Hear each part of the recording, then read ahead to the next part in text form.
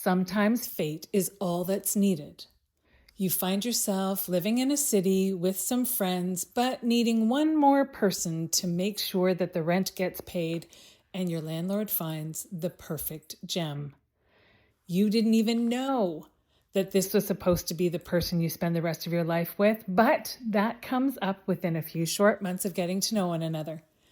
Today, I have the opportunity to sit down and chat with Jess, and she tells me all about the history she and Jen have together and how they created the beautiful family that they have today. Welcome to the Becoming Baby Ready podcast, your podcast for queer family planning. My name is Sam, and throughout this podcast, you'll hear me have conversations with professionals who work alongside people who want to start and grow their families, as well as parents of intentionally created families. Everyone I speak to identifies as being part of the 2S LGBTQIA+ community. This is your opportunity to learn answers to questions you didn't even know you had. Welcome, everyone. I'm really excited today to have had the opportunity to connect with Jess Walker. And Jess is a fellow Canadian, and we have had the opportunity to chat a few times, get to know each other a little bit, and now she's going to be a guest on my podcast, and you get to listen and learn from their experience of creating a family. So welcome, Jess. Please tell everyone who's listening all about yourself and the members of your family. Hello. Oh my goodness. I always find that when I get asked that question, I'm like, where do I even begin? Yes, proud fellow Canadian, also a proud lesbian woman, married to my lovely wife Jen, and also very proud mamas to our 14-month-old baby Lenny. Her full name is actually Lennon Walker, and she is literally the light of our lives. My wife would probably be mad at me if I didn't also mention our fur baby, our first child, Benny. In true lesbian fashion, we got like the biggest dog we could possibly get. Yep. Yeah, he's 145 Oh pounds. my gosh. Yeah, he's the size of multiple children is what our joke is now Oh my because, gosh. yeah, he's huge. He's huge, but he's just like a big baby, and he loves his sister so much. Their Oh, relationship is, like, literally the cutest thing we've ever witnessed, and getting to kinda, like, see his love grow for her, but then also her love grow for him has been one of the coolest parts of parenthood for sure, for I sure. bet. She's like a little pony for him, I'm sure.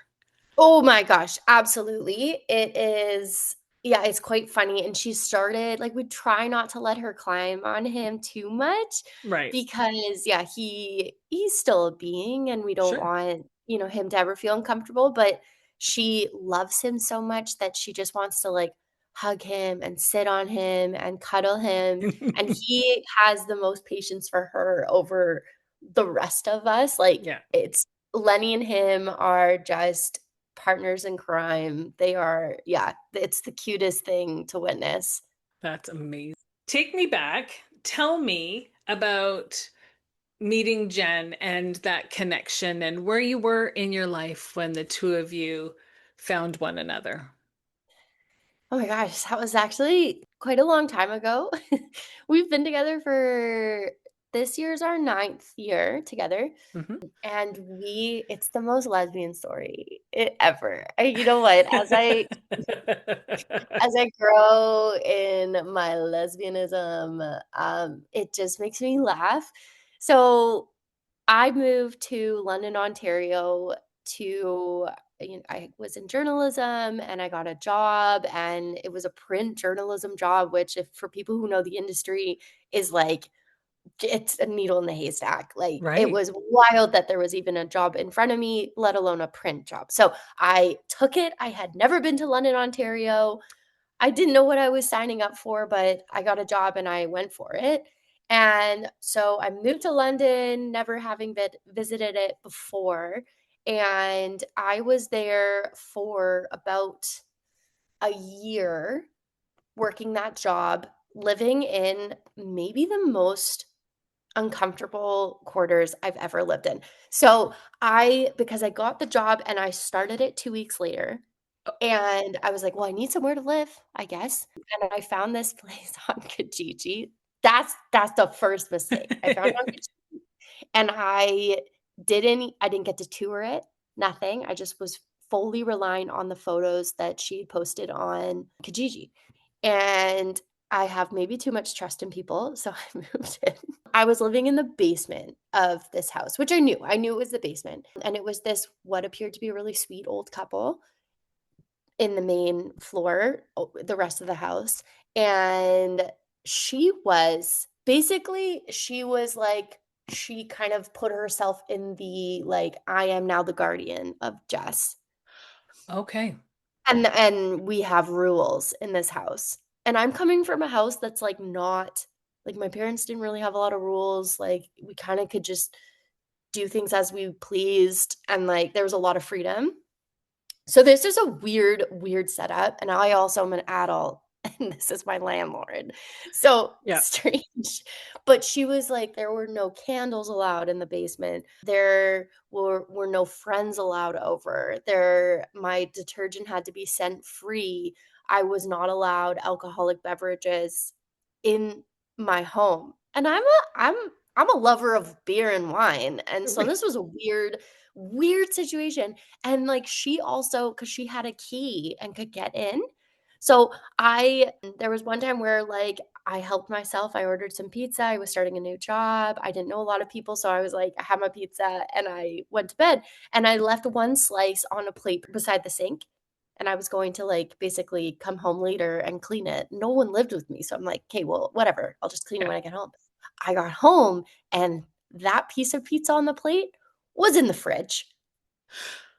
So she was obviously in there, and it was yeah, so, like, Oh, many, many things happen like this, like, just I would be on FaceTime, and I would see in my door behind me, I would see her head walk by sometimes, and oh, it was like yeah, it was layers of uncomfortable, and long story short, why I'm saying this is because after a year, I was like, "I need to leave. This is a really bad setup for me. It's hard for me to, like, feel at home in London because I'm feeling like I can't really be home."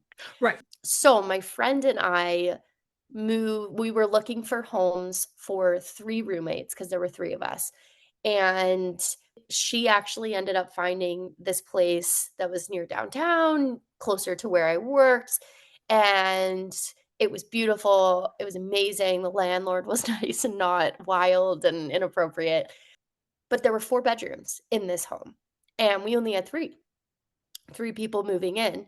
And our landlord was like, "You know what, guys? We really have a good feeling about you. Don't worry about the basement suite. We'll find somebody else to rent it out to, and you guys can just enjoy the upstairs." And so we're like, "Great, whatever, awesome. Like, try to make it a person who, like, fits this vibe. But it's the basement suite. So if we don't jive, they can just, like, be in their own space." Right. And we received a message a couple weeks later, and she was like, "Oh, I found this woman. She's awesome. She also went to Carleton, which is the school that we all went to." And she was like, "You guys will love her. She's awesome." And so we met the new roommate when we were signing the lease. We're all around the table. And I walk in and I see the new roommate sitting across, and I'm like, "Oh, awesome." She just, like, instantly good vibes, like, she is the type of person I'm like, I feel instantly really comfortable. And I get introduced to her, Jen. It's There you go. Jen Walker, but the layers of, like, weird with her is, like, when I was signing my lease, I was given I was handed her lease and she was handed mine. And that was when I first read her accidentally. Mhm. But I was like, "Oh, Jen Walker." And I thought to myself and I kinda giggled. So I used to play Sims growing up, like, oh my gosh, it's the best. Mhm. But I always, like, no word of a lie, I always named my Sims Jen Walker. That's so strange. I So Jen Walker, like, that was the mom's name, and then, like, whoever the partner was, I was like, "I just love the last name Walker." Oh, such a strong last name, and so I had Walkers walking around everywhere, and then I had, like, Jen Walkers all over the place, and so I laughed myself because 'cause I'm like, "Oh, you got a good name." And that was kind of like the kickoff of our roommate relationship. And, a little caveat is this at this time, I still identified as straight. Okay. So that's the curveball. I was very much in the closet at that time. So that was back when I was 20, I think 23 or 24. And I had feelings that I might not be as straight as I thought I was. I had crushes on girls. Yeah, there were just like was having dreams about girls. And I actually had one boyfriend say to me after I woke up and was like, "Whoa, that was wild. Like, I just had a dream about a girl. Yeah. What is happening?" And he fully looked at me and in a very like calm way, he was like, "Do you think you are also into women?" He actually was like, "Do you think you're gay?" But then Right. he like was like, "Well, yeah, actually my girlfriend, so maybe I should correct myself and say both into both genders." And I kind of like shoved it to the side because it's not even that like, my family's really liberal, and they're very open. My uncle, he was gay, he passed away, which is why I'm saying past tense. My sister's part of the community. Um, so I've been around people in the Mhm. community my whole life, but it was more my understanding, like, "But I can't be gay. I'm Right. not gay." Like, I'm femme. I like makeup. I like to dress up. I like to get my nails done. I like to and like these are all things I say in quotation marks because I've now learned like there's no such thing as looking gay, acting gay, anything like that. Right. Maybe a stamp rainbow is like a little gay and that's what we love, but Yep. just because I like quote unquote feminine things doesn't mean I'm not true lesbian. Right. But I was still in that learning phase. So, yeah, I was very much, like, in the closet. I think I set my Tinder profile to bi at one point that summer before Jen and I started dating, and I got a message from a girl, and it freaked me out where right away. I was like, "Oh, no, no. Oh, no, no. Yeah. It's too much. It's too much." Because, like, there was one thing just, like, saying that or sliding that Tinder profile over to the open to both genders. There was another thing, like, actually pursuing a woman and changing what my life would look like, Right. and For in sure. that, I had never seen a same-sex wedding, I had never like, how do same-sex couples even have kids? Like, there were so many things that I just didn't even know, and Right. that was really scary because I knew, like, if being with a man and having the very traditional household, I knew how that all works. I had seen weddings with a man and a woman. I Yep. have obviously, like, been around couples who have had kids, and so that one was such, like, a clear path, and Mhm. the other path was really scary because I didn't know like, there was no real end to the path. I didn't know Mhm. what that would entail. So that was the biggest deterrent and fear I had to, like, really live my truth. Mhm. So, anyways, we were sitting around the table, I met her, we quickly became friends, like, really close friends. She was just one of those people that I don't know, she just is she talks to you, and your world everything falls away. Like, she just kinda made you feel so seen and heard and cared for, and it was, like, the safest feeling ever. But again, in my head, I was like, "She's just a really cool person." She's just a really good friend. And, I would talk to her about, like, going on dates with guys, and, like, I would talk to her about what my current dating life was like, and she would talk to me about her current dating life, and I knew she was gay. And again, I just was like, "Yeah, all power to you." Yep. I actually tried to set her up with our roommate at the time was she's also part of the community, and I was like, "Oh my gosh, you guys should date." Wow, how life changes Right. so Yes. drastically. but yeah, so we were just like really good friends, and that relationship built really quickly. That trust built really quickly between us. And then I was dating this one guy just kind of on and off, and it was a really messy. It was so messy. Oh my gosh. It's so don't judge. This was like baby Jess. No judgment. No judgment. So I was dating this guy at that time, and we actually had planned a flight out for because he was in BC, I'm in Ontario. He was gonna fly out and, see me for a bit. We weren't like exclusive or anything like that, but we were planning that trip. And then in the midst of planning that trip, Jen was planning a trip to go see her ex-girlfriend in Halifax. And I when she told me she was going to see her ex, like, the pit that I felt in my stomach was so much more than what it should be for a friend going to see an ex. Like, it wasn't like, "Oh, that girl sucks." Like, no, like, you shouldn't do that. It was more like, "No, I really don't want you to go back to her." Like, I Right. was terrified of her going back to this girl, but that wasn't just, like, out of protectiveness for a friend. Like, it felt Mhm. a little bit deeper. Right. And then she asked me to drive her to the airport. Come on, Right. how dare you? Just I mean, but again, she has no clue that I'm feeling any of this stuff, and I'm her straight roommate in her mind.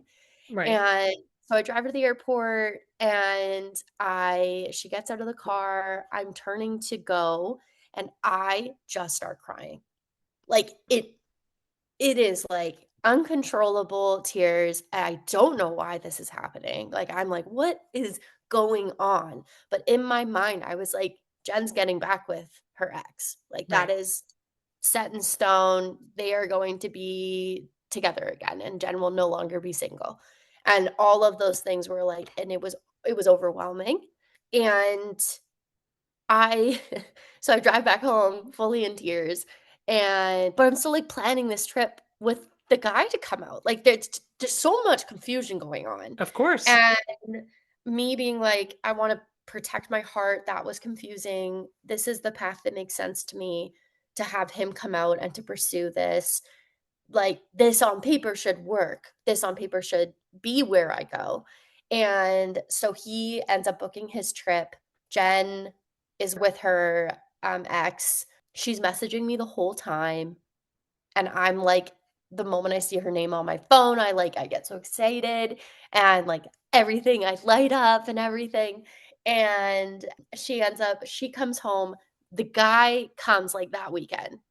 And this is a long-winded story, but I It's swear it all was like good. okay, but he comes, and it was just this really weird feeling because then I saw her kinda look at him in an interesting way, and again, he's so kind, everything on paper with him was so right, but I just didn't like, there was something holding me back that whole Right. time he was there. It just felt wrong. We ended up, like, all of us, so Jen, our other roommates, and this guy, we all went to the bar, and I remember, like, Jen was getting hit on by somebody, and I could not stop watching and looking. I sound like a creep, but I literally couldn't stop, like, just being present in that situation, and I, like, wasn't present at all, and it wasn't fair for the guy, like, for sure. I feel Fair. that, and him and I actually have had some talks since, and, like, I've apologized and everything because it just wasn't fair.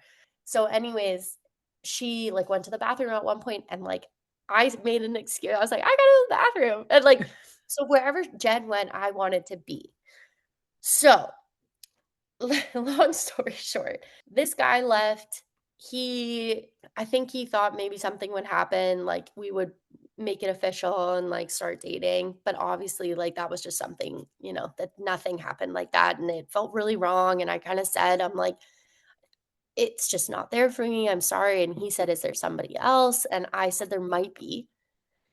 Like, I kinda started to feel that there might be. Right. And Jen There was, a couple days after this guy left, she made dinner for all of the roommates. We're all sitting around having some wine, and then slowly the roommates leave, but Jen and I stay there, we keep talking. Like, again, the world falls away. You don't realize that people leave. You don't realize, like, you just are Yeah. so enamored in the conversation. Right. And then I was like, "Well, let's watch a movie. Let's let's move this conversation over to the living room and we'll watch a movie." And I suggested a scary movie, which is like Oh, the cliche. the cliche. There are lots of cliches in this whole relationship, but I suggested the scary movie, and she was like, "Sure, absolutely." She's on one side of the couch, I'm on the other side of the couch, and I don't know how. I made some sort of excuse to, like, I was like, "Oh, my back hurts. I'm gonna lay down."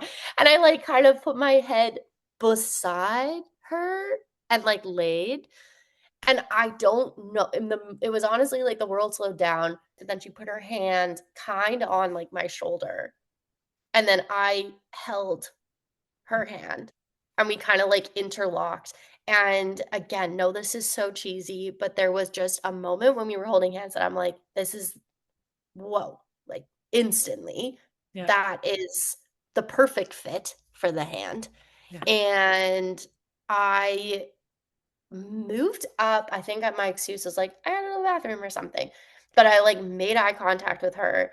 I knew she was not going to make a move because 'cause I'm still the straight roommate in her mind, and so I just was like, "Sure, leap of faith, let's go, let's just see," and I leaned in to try to kiss her. She leaned back in, and we kissed, and the rest is history. That's amazing. That is the whole yeah, it was a it was a wild 4 months. This was 4 months, like, this whole Wow. journey from meeting her to, like, this chaos of, like, a couple weeks. That's a 4-month process.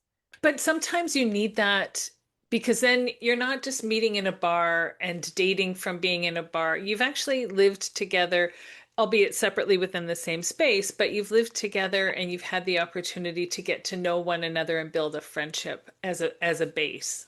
Yeah, yeah, and, like, that I've never done that before. Like, I've never created that strong foundation of friendship Hmm. before taking this step, so it was just so different Hmm. because, like, there was so much love and admiration for one another before there was any romantic Hmm.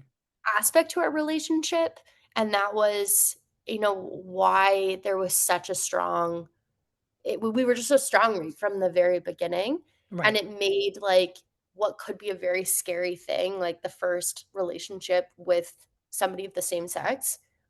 I mean, it wasn't as scary because it was Jen, Right. Of because course. it was one of my best friends. Yeah. Yeah. That's pretty Wow. cool. I haven't thought about that story in a long time. Oh god, yeah. And at some point, after you've been together for a period of time, this feels right, this feels real. You decide you want to have a family, or you decide you're going to get married, or because it seems to me that you didn't stay in London and then move to where you are now. I feel like you've done some No. hopping around, and so there's been Yes, we some have. monumental life changes that have taken place, as well Yes. as having a family. Yes. Yeah, we've definitely had some adventures for sure. We knew, like, I had been in quite a few relationships before Jen. Some friends might call me a serial dater. I think it was just because it never felt right. It wasn't your person. And it wasn't like the moment I was with Jen, it all felt right. And it everything that I was looking for, like, yeah. So I mean, yes, I was a serial dater. I won't hide away. Like, that is a true thing. I did that. But now understanding, like, what it was supposed to feel like, I was just so in search of that feeling. Yep. And the moment that feeling was there, I'm like, "Okay, no more dating. I'm fine. I'm good." But what Jen and I, like, I had a rule. I'm like, "Okay, this feels great. This feels so right, but fundamental things need to match up." So religion needs to be the same. So we had that conversation early on. She was raised in a very religious household. I was not. And I don't consider myself religious. I consider myself, like, spiritual, Hmm. but not, in any sort of, like, actual box of religion. Hmm. And I know that her mom was Roman Catholic. Like, her dad was a pastor. Like, I know all of those things. So I was like, Okay. okay, like, where are you at with your religion? And again, if she's like super Christian, that's fine. Like, there's just like needs to be a conversation that needs to happen about like, okay, well, what do you think how do you want to raise a kid? Like, what would all that look like? Yep. But she actually also identifies as spiritual, Okay. not. So I was like, huh, check. We're the same. Awesome. And then the second thing, I was like, okay, I want kids. I want kids. I think I want 3, but like I definitely want kids and I want more than one. Like I Right. know that. So I was like, "So do you want kids?" That was like literally 2 days from that kiss, we're having this kind of conversation because I'm like, my heart already is falling and I want to pause it right now if big fundamental things do not align. And she was like, "I want kids too." Awesome. Okay, great. Then the third thing, I was like, I've never had this conversation in a relationship, but I guess this is also something I need to clarify. I was like, "Do you want to carry?" Because I want to carry. Right. That's something that you don't think about. And this is the first relationship with a woman. And she also has potentially the capacity to carry, Right. right?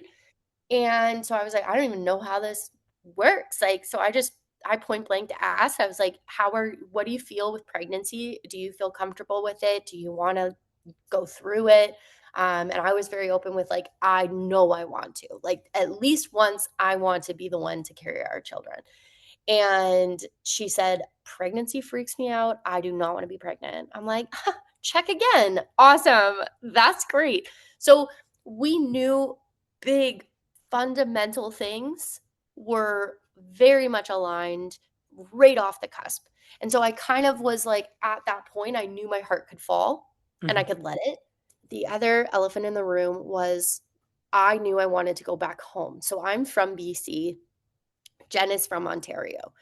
And right now we're in London, Ontario. We're really close to her family, but I have lived in Ontario. I think it was for like 7 years at this point, and I knew I really wanted to go back to BC. And it like before her and I started dating, my plan was to do one more year at my print journalism job and then go home. That was like I knew it. I had like already told my boss that everything was kind of set in stone, and now I have this person who I really am falling in love with. And I'm like, "Well, what a curveball that is." And I didn't wanna ask her to move away from her family. I didn't want her to resent me, like, there were so many things, so I had no clue what to do. Right. So I kinda just, like we knew. That was just an elephant in the room. She knew I was moving back. Like, that was just something I needed to do for my mental health, for my life. I needed to have that time with my family and be close to my friends and family back in BC. And so it was like this really awkward elephant in the room. And she talked to her boss. Her company had a department in Vancouver. A position pops up. She's like, "Whoa, this is a step up for me, this position." She talks to me. She's like, "Well, would you be comfortable with me applying to the position and seeing what would happen?" We're Mhm. like 3 months into dating at this point in true lesbian fashion. I'm like, "Yes, apply." Yes, let's move across the country together. Yeah. I mean, we were already living together, right? Like, we Yep. U-Hauled times a bunch. Like, we were living together before we even started dating. Yep. So, we kind of put it as like a if she got the job, okay, then this is meant to like continue. So we kind of put it in fate's hands. And she gets the job. She ended up moving across the country a month before I did and moved in with my family Oh my gosh. into my childhood bedroom. That's amazing. There are some photos that you don't want your wife or your girlfriend at the time to see, okay? There are really awkward photos of me from a very awkward time, but she saw them. She lived in the room where I grew up, and it was like so she had a month with my family, with my friends, before I even got there, and my parents had I told them I was gay back in December when Jen and I first started dating, but they had not met her as my girlfriend. So this Okay. was the first time they met her as my partner. And it was like I mean, I wasn't there, so I don't know how that whole thing went, but again, my mom, like, her brother was gay, and my Mhm. dad, like, he's just along for the ride. He honestly, like, he just loves me, he loves so if somebody's in my life and they make me feel good, he loves them. He's all in. He doesn't care. He's like, "Give me grandbabies. I don't care what the gender is of the partner. I just want the grandbabies, and I want you to be treated well." Like, those are his Perfect. 2 things. You Great. can't ask for more. Exactly. So, yeah, she moved across the country, and I joined her a month later. We lived in said childhood bedroom for a year, while Mhm. we got on our feet, figured out what was, what's the next step. I needed to find a job. Jen had the job, but we needed to save some money so that we could get into a house. And yeah, so we lived with my family and our dog. There's a lot of people in that house. I think my brother was also home at that time and my sister. So my mom, my dad, my brother, my sister, Jen and I, and the dog. Mm. It was all, and there's no lock on my childhood bedroom door. Oh, no. Oh, And no. my family loves to just come in. They knock and open. It's not knock and wait. Right. They're like, "I did knock, but I knocked and opened." So Right. there's like a layer of like you it was, a really good relationship test for Jen and I I'm because you sure. have the patience you have to have with one another, like having what we call rumbles or disagreements, but doing so in with a family around, like it was you had to learn how to communicate so well, and you had to like learn the patience that we had to have for each other, the love that grew. It just kind of cemented in. We're like, "Yep, I think we're lifers." Like, I think we've earned the title. There you go. Yeah, so we were there for a while, finally moved out of my parents' house. We were at this point, like, I think we were a year and a half in. Hold on for just a moment. We'll be right back. Hi there. I'm Rowan J. Knox, author, speaker, and human rights advocate. I'm also a dad, and my kids are growing up. And now that they are growing up, my partner Danny and I are trying something new. We are opening a trans-owned and operated coffee shop in the heart of Toronto's LGBTQ village. It's going to be called Understory, and we really hope you'll check it out when it opens this winter. If you want to know more, you can visit us at understorycafe.com. See you soon, Toronto. We're still just dating. We are not engaged yet, which I definitely was bringing up with Jen because I'm like, "Heyo, I would like to get engaged." And we knew that was also a part of the conversation was like, "Okay, well, again, it's traditional roles, the man usually proposes, though I think it really is just like one person proposes. I really don't like the idea of one Right. having to propose. So, but Jen and I were both women. So there was like that like stereotype removed from the table. And I'm like, okay. So we talked. We're like, we knew we loved each other. We knew we were lifers. We knew we really meshed well on fundamental things. We knew we wanted children. We knew like we wanted children with one another. So we knew we were going to get married. That was just part of it. We Right. wanted to get married as well. But Jen shoddied. She shoddied proposing first. That was something that she really wanted to do. She wanted to be the one to ask me. And my whole stipulation was I also wanted to ask her. Right. So we did have 2 proposals, which is really cool because I got to experience being asked, but also asking. Right. And oh my gosh, I feel like all of our stories, they're like so because our proposals are also wild and like really, it wasn't like, just a romantic dinner and then she popped the question. Like, no, in true Jen and Jess fashion, it was like the details that Jen thought of was just incredible. Like so leading up to a year and a half together, living on our own, that was the stipulation. We needed to live on our own to get engaged. Fair. And so it was like the day before my birthday. We were going on a hike with some friends. And as Jen and I are driving to the hike, everyone starts canceling. Our friends start canceling. And I'm like, oh my God, it's my birthday hike. I'm so sad. Like, I don't know. I just was like, what the heck is happening? Like, all of my friends and her friends are suddenly not available. Whatever, fine. It's just going to be a hike with Jen and I. Like, that's still awesome. And so we drive up to the Chief in Squamish. It's a beautiful hike for any of your listeners in BC. Definitely recommend it. Excellent. But so we pull up at the Chief and, we're getting ready. And Jen is like oddly nervous for this hike. Like, she's just like, she has this energy about her. And she's just so, it's almost like her voice, it has a little bit of a shake in it. She just is really, really nervous. And which I thought was weird. But again, I'm like, whatever. We're about to climb a mountain. Maybe she's just like feeling a little nervous. So we like start on the hike. And right at the base, she's like, I actually want you to watch this little video. Pulls out an iPad. I'm like, you don't have an iPad. What's happening? And she pulls up this video, and it's one of my really good friends in Ontario, basically saying happy birthday to me and saying how much she loves me, how much like she loves Jen and I, all this stuff. And I'm like, is this something? I don't know, because it still could be just about my birthday. I'm not sure.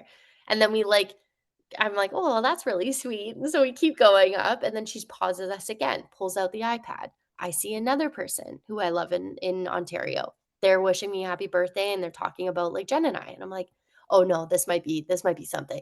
And then we keep hiking. Keep in mind, it's a hard hike. I'm getting very sweaty and dirty.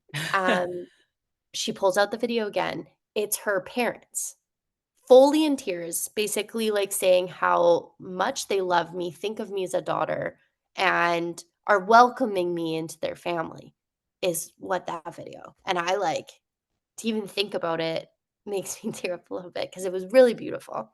Right. And we keep going. So I'm like crying because I figured out, I'm like, oh, I know what's happening now. And we're near the top, and one of my best friends jumps out from behind a tree. I'm like, what are you doing here? What is happening? And she like comes up to me and like has a note that she's handwritten about like our friendship and like how much she's seen me kind of like come into myself since I've been with Jen and all of this stuff. And I was so emotional. I haven't actually gotten emotional while I've talked about this in a while, but this is like, yeah, it was just so special. And we like kept walking, and then another person jumps out from behind a tree, like another one of my really close friends, and then another one and another one. And it was like our little group of just Jen and I kept growing and growing. And the people who canceled the hike were there hiding. And then we get up to the top of the mountain, and my family's all there. Oh, on top of the mountain. Oh my gosh. And it was like just this like moment where I'm like, I know what's happening, but I was like, what a special thing that she's like really put together all of this and like knew that I wanted all of these people part of it. And she, I'm hugging everybody. I'm obviously so sweaty because we're still climbing a mountain. Right. And I'm like wiping away tears, but like there's dirt on my hands, there's dirt on my face. And she like takes my hand and she leads me, to the spot. And I guess like the family, because it was a really beautiful day in August, and like they've kind of cleared a spot, but it's a popular mountain. So like there's just a group of people watching that are not in our group. And I spot a little photographer. She even had a freaking photographer up on the top of this mountain. Did the photographer bring a cloth or something for you to tidy yourself up a bit? Oh, Jeez. No. She just had really good Photoshop. Excellent. So in the proposal photos, I think you can see a streak of dirt, but like she removed a lot of it.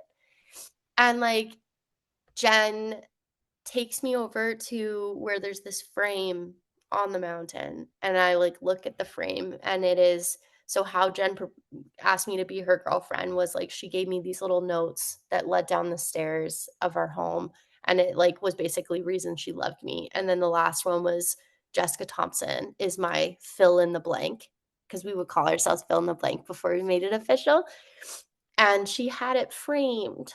That note asking So she had that framed on the hike.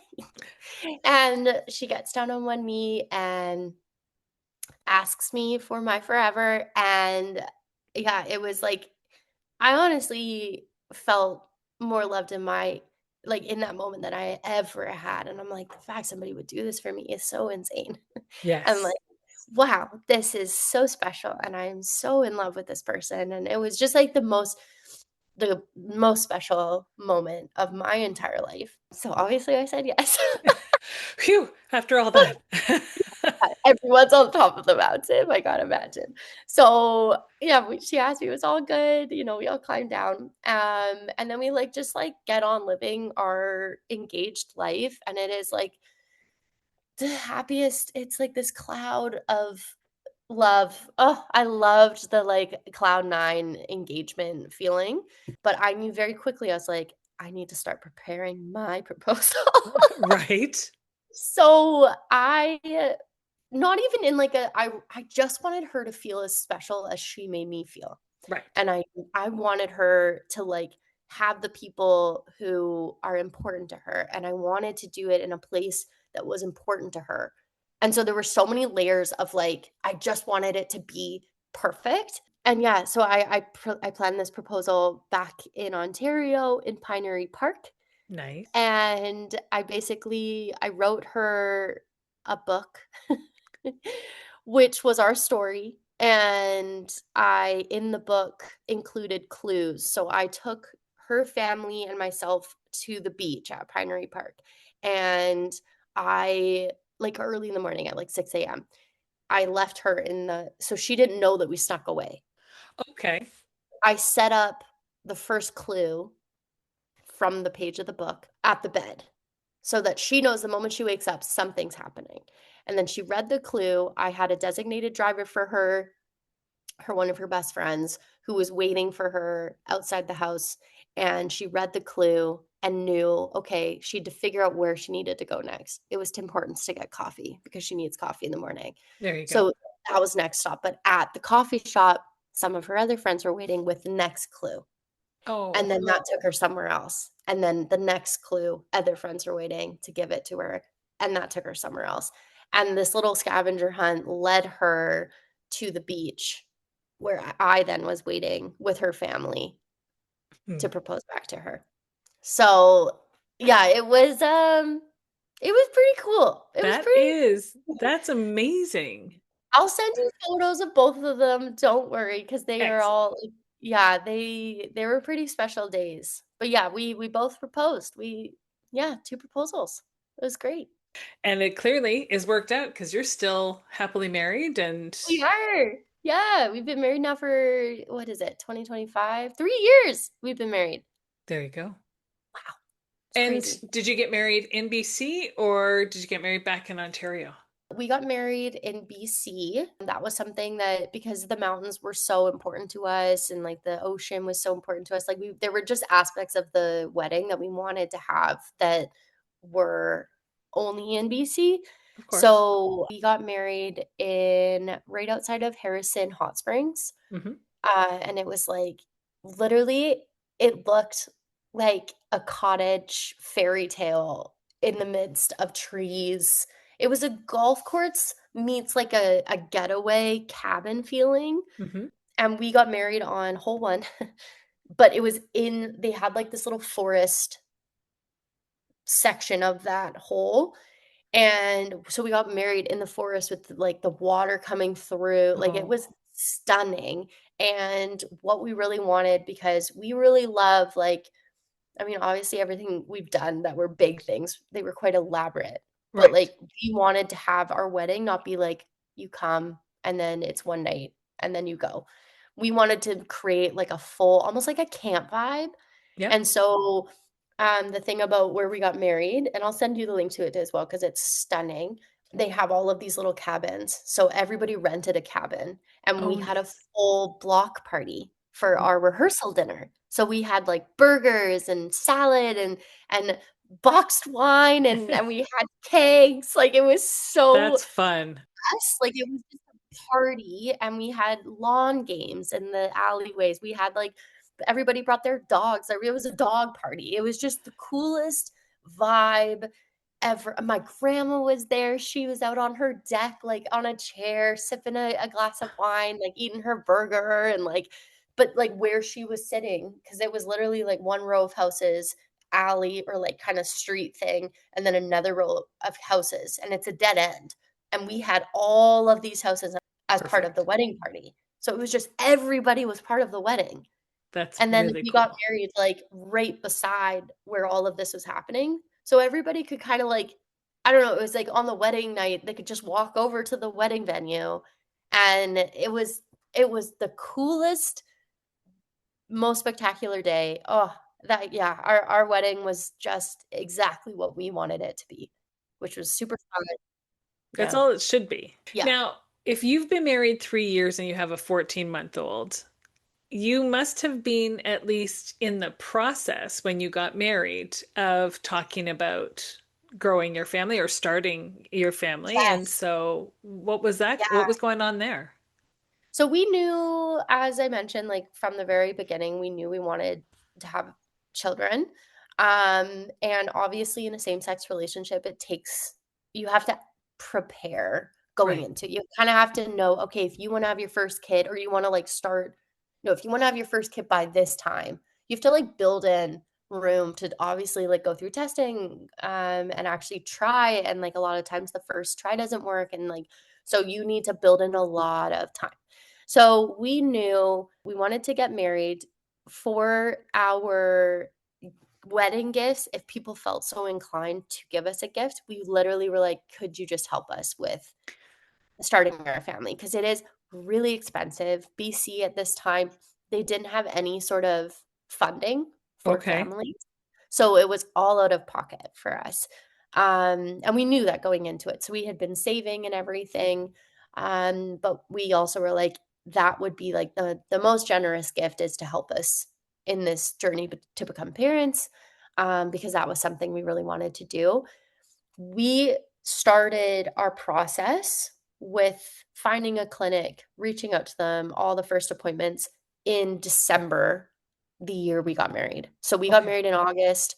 We started our process to have a child in December.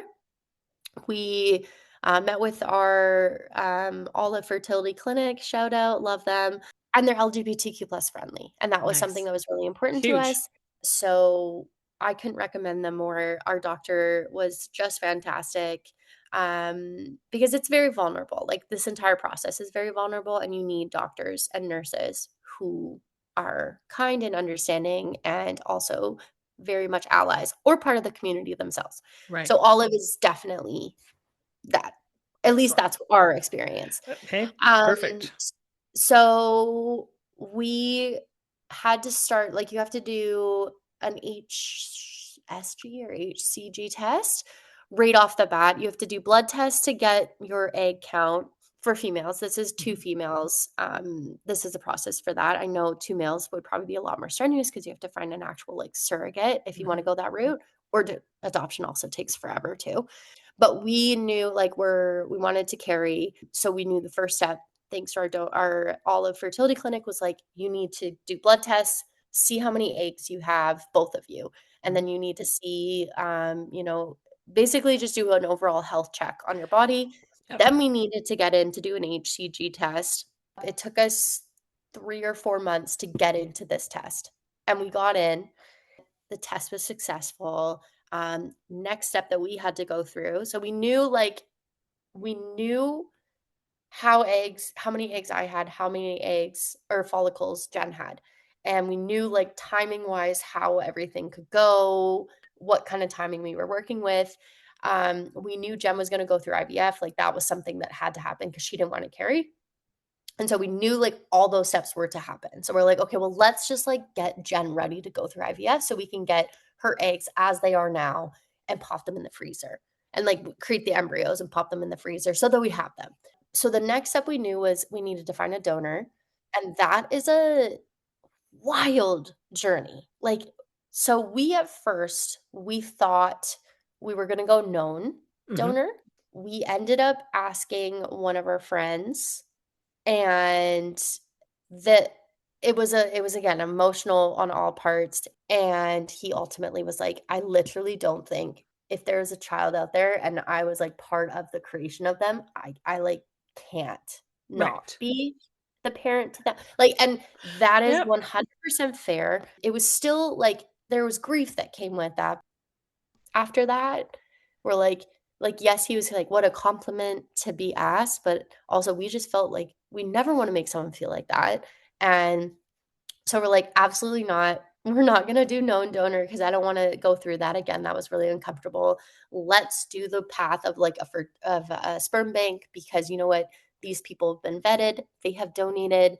There's no like asking, hey, can I? Yes. It's just a little bit simpler. Of course, there's the financial aspect of it that is like, it is really expensive, but with that expense, like you get a lot of information about these people, and the legal fees are all sorted through. Like you don't have to bring a lawyer in to get a person to sign away their parental rights, right? Of course. So we started looking at clinic or at sperm banks, and we found it was like I compare it to like Tinder, going through the profiles, like Mhm. swiping through and like wanting to find the right one. Exactly. And you can like on some of these sperm banks, you can literally hear the donor. Like they have audio clips, they have photos from like when they were children all the way until they were older. Like they have personal essays, and me being, you know, a writer at heart, that was something that I was really intrigued by. So I they needed to be able to string together a sentence for sure. And they also like we wanted them ideally to look like both of us, but Jen and I look nothing alike, so that was hard. So we wanted like them to be, you know, intelligent. Wanted them to be educated. We wanted them to be athletic. We wanted them to, you know, have a funny personality, like all of these things. So we had a really good dream list. One of the biggest caveats I think about the donors was that we chose open donor. So that essentially means that Lenny can reach out to the donor when she turns 18. His profile and his contact information will be released to us when she turns 18, and she can make the decision of whether or not she wants to meet him. Mhm. Jen and I talked about that from the very beginning, and what we wanted to do was give her choice. Like we Right. just wanted her to have the ability to meet him if she wants to one day. Our stipulation is we want to meet him first to Right. make sure he's not a weirdo. So That makes sense. that's right. So, anyways, we had all of these little boxes that we wanted to check. And it was, I mean, I was obsessing over looking at profiles. And I think it was like 1:30 in August. And Jen is fully asleep beside me. And I found him. I just knew the moment I saw him, I was like, he was a new donor. He hadn't been there before because I was on this website every day. And I was like, oh my gosh, this guy's perfect. He checked every box. He was like, and his personality, like he had this mix of Jen and I. Like he had her heritage, but he kind of had like my features. He had all of her interests, like basketball and music and like drama, like all of these things he had as interests were her interests. But then his personality, because they do personality test, was my personality. He literally was like a golden retriever, which I was Right. like, yo, me too, man, me too. And then his personal essay was like, it was so well written. It was this whole Oh, metaphor about, you know, team sports and like how life, you need to rely on your team. And it was just like so well written. So, and he has his doctorate, which I was like, he's a brainiac too, and all of these things. wonderful. So, and he was also like cute, which was nice. Like he was a Yeah. cutie patootie, and he looked so approachable. And like, I mean, Jen and I had this rule of like, if the donor didn't, like, if you were walking down a dark street and the donor was walking toward you, would you cross the street because you didn't feel safe? Or would you ask this person for directions? And he was somebody we would ask for directions. Nice. He was a very approachable, kind face. So we're like, love that. So it was a very easy, like, Jen woke up the next morning. I'm like, hi, good morning. Here's your coffee. Look at him. And we, took the day to think about it because it's a big decision. Like, Of it's course. half of your child's genetic code. But we also knew that you need to act fast when you like somebody. And so we messaged our clinic at the end of that day and we're like, hey, like, donor number, whatever. Do you have any of his donations available? And they're like, we do. He's a new donor. Like, but you have to act fast and all this stuff. Like, how many vials do you want? And she's like, there are only 7 left, like literally 7 left. And we're like, we want 5. There you go. I'm taking 5. Thank you. Yeah. So, but it was like you had to move so quick. And so, but we got it, we got him as a donor and literally could not be happier. Lenny has this like, people say she's my copy and paste, even though she's Jen's egg. She's Right. like, people are like, wow, she's your doppelganger. Like, and it's really cool because then also people say that about Jen and her. And Yeah. it's just really, it literally looks like Jen and I conceived this child together. And that is a very cool process. That is really cool. Yeah, very, very cool. So what's next for the 3 of you? What is next is we are currently in Ottawa. Jen got into law school, so we're Wonderful. here. We moved away from BC. We are just kind of living, breathing motherhood currently. Jen is in school and thriving. Lenny is in daycare and thriving. I think the next process or the next step is going to be trying for our second child. And this one will not be reciprocal IVF because it's not going to be Jen's egg. We are hopefully going to get pregnant with my egg next.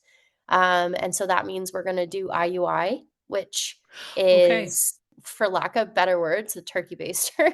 Right. Will you do it with a clinic in Ottawa then? So we don't know if so all of our sperm is housed at Olive right now, and Right. we don't know if like they can send it over. So we might have to kind of fly back for each attempt. But like my family's there, so it's not a big hardship to do that. Right. We would just make a trip out of it, and we're just hoping that it works quickly. I know it's, you never know. It might take a year, 2 years to get pregnant. We understand that. I think we just got really lucky with Len and how quickly it all Yeah. happened. But yeah, we want to start that process in the next, like, probably in the next year, Mhm. and hopefully get a little sibling for Lenny. So you got 5 vials, of which you only needed to use 1 to fertilize eggs. Eggs. Yeah. And you're going to do IUI with the 4 you've got. Are Yeah. you going to do IUI for 3 and then do an egg retrieval so that you Yeah. have the same genetic material for all Yeah. children? Okay. Okay. Yeah. So, yeah, we are using the same sperm donor for all of our children. And if IUI doesn't work, I think we're going to give it. So, we have used 1, we have 4 left. I think what we'll do is do 2 attempts With IUI. with IUI. And then if that doesn't work, then I'm going to go through IVF. It's hard. Like, you don't know how many vials to get because you really don't know how long anything's going to take. Exactly. And the chances do go down when you're doing IUI. Like, I think IVF is like 30% chance and IUI is 13 or something. But you've been pregnant before, so that increases your odds.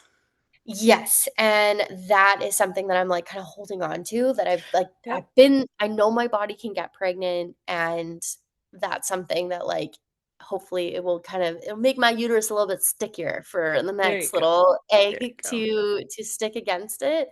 Yep. I mean, IUI, if it can just, like, work, because I'm so excited. Like, my pregnancy was hard and it was hard, but I'm just so excited. I'm excited to do labor again. I'm Hmm. excited to, like, have a little newborn again and, like, get to see Lenny with a little sibling. Like, she's Pretty just, cool. for how much she loves Benny, I just am really excited to see her with a little bean. Like, Yeah. it's just gonna be so cool, and yeah, I'm really excited. And when you get there, you let me know because I do have a handout that I send to families about sibling preparation, getting the older ones ready. Please. I would Yes. love that. I would love that. I'm conscious of the time. I know that you need to get off shortly, but I just have one more quick question Yeah. for you. It's probably the hardest one that I've asked so far. Oh gosh. What is your very, very favorite part of parenting Lenny? Oh gosh, that is hard. Oh, like everything. I love everything. And every stage, like she's 14 months now, and like my favorite part when she was a newborn is different than it is now. Sure. I, I think like seeing her learn and like when you say something or you're, reading her a book or you do an animal sound and then she does it back to you. Right. It's like the coolest thing, and it fills me with so much pride. Like I was, I'm trying to teach her the alphabet, and so I made up this little song, and I sing it now for her, and she'll like say the syllable, like she'll go for A, and like, Mhm. or she'll like try to say because I say A is for apple, and then I like do the sound of A, and she mimics me, and there's just this moment like she's so curious and she's so seeing her learn Right. and being part of that and helping her learn and grow as a little human is so rewarding and Yeah. so cool. So that's definitely up there. But I also just like she's so silly. So getting to see like her silly side, like, she's trying to learn how to jump right now, and so I'll take her to the park, and I'll, like, try to teach her hopscotch, and she, like, in her mind, she is jumping so high, but she's not jumping. She's just more, Right. like, bending her knees. Yeah. But it's, like, the she's she's so silly, and her personality is so big, and, like, she really is trying to grow and learn, and it's yeah, so I think also seeing her personality come out a little bit more every day has been just wild because she is just her personality is massive. She's so independent and quirky and funny, and it's just the biggest honor. It's the biggest honor getting to be her mom and to get to do this with Jen and see how we've kind of teamed up through the whole Yes. process.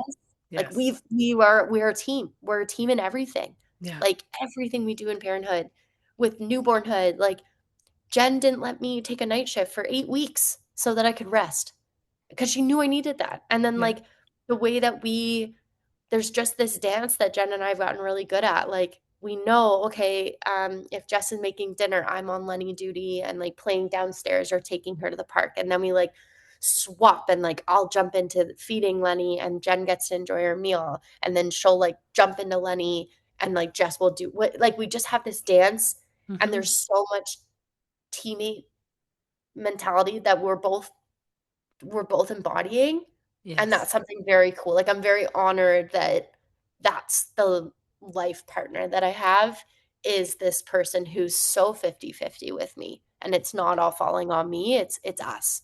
And Right. that's what Lenny gets to grow up with. Like, she gets to see that, which is really cool. That's pretty beautiful modeling for her Yeah. Well, we try, we try. We sometimes are not the best, but we really try. because you're human too.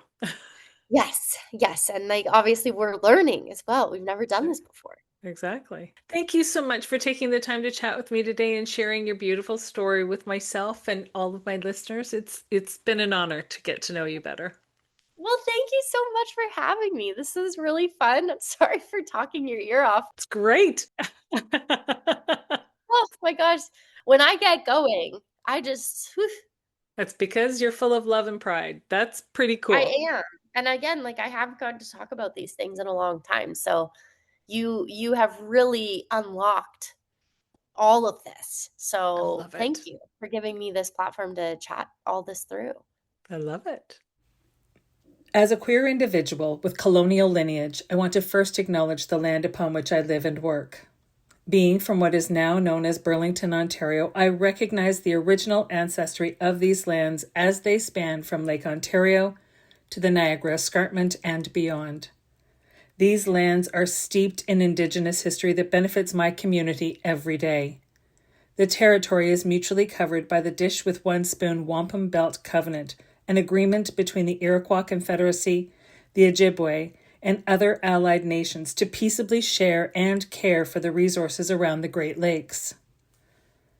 I would like to acknowledge that the land on which I stand is part of the treaty lands and territory of the Mississaugas of the Credit. The land dictates everything about our ways of being.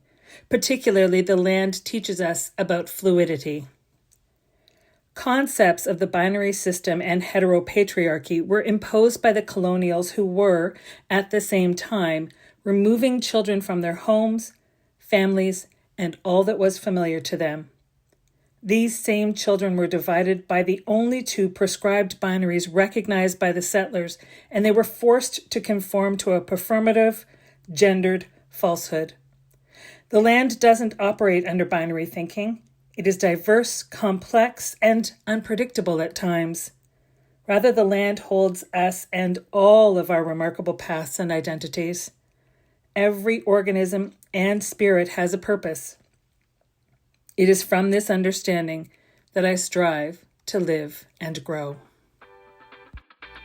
Thank you for joining me today on the Becoming Baby Ready podcast. If you have a story that you'd like to share, or you know someone who might, if you're a professional who works in the capacity of helping people start and grow their families, and you identify as being a part of the 2S LGBTQIA+ community yourself, then please don't hesitate to reach out. We always have room for more stories to share, and there's always more learning to do.